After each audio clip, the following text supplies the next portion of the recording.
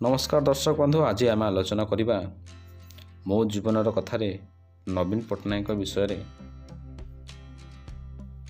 नवीन पट्टनायक जीवन थिला बहुत रोमांचकर। नवीन पट्टनायक 16 अक्टोबर 1946 मसीह जन्मग्रहण करते। से जड़े भारतीय राजनेता, ओडिशार पूर्वतन मुख्यमंत्री और विजु जनता दलर मुख्य।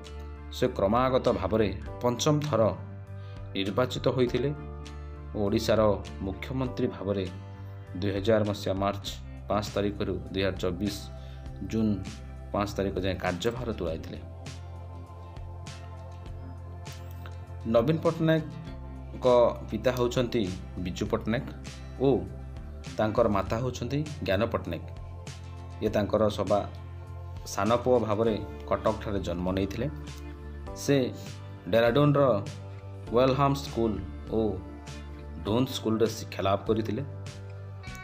ताहापरे दिल्ली विश्वविद्यालय अंतर्गत किरोकीमल्ल विश्वविद्यालय कला रे स्नातक डिग्री हासिल करथिले। परे विद्यालय पढ़ुला बेले गोल रक्षक भावे हॉकी मध्य खेलुथिले। नवीन पट्टनायक युवक बेल थिले जड़े लेखक एवं युवा अवस्था से ओडिशा और राजनीति ठारू दूरे थाई तांकर जीवन कटाई। विजु बाबू देहांत पर से 1997 राजनीति रे प्रवेश करथिले। यार एक वर्ष पर से विजु जनता दलर स्थापना करथिले। से पर्यंत अविवाहित, विवाह करना। कॉलेज जीवन रे नवीन राजनीति ठू दूरे थिले।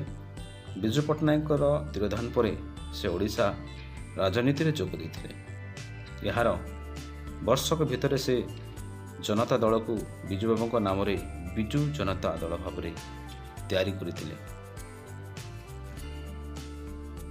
तापरे अंतर्जातिक हॉकी महासंघ पक्षरु नवीन बाबू को हॉकी खेलर प्रचार और प्रसार निमंते अवदान पाई FIH सभापति पुरस्कार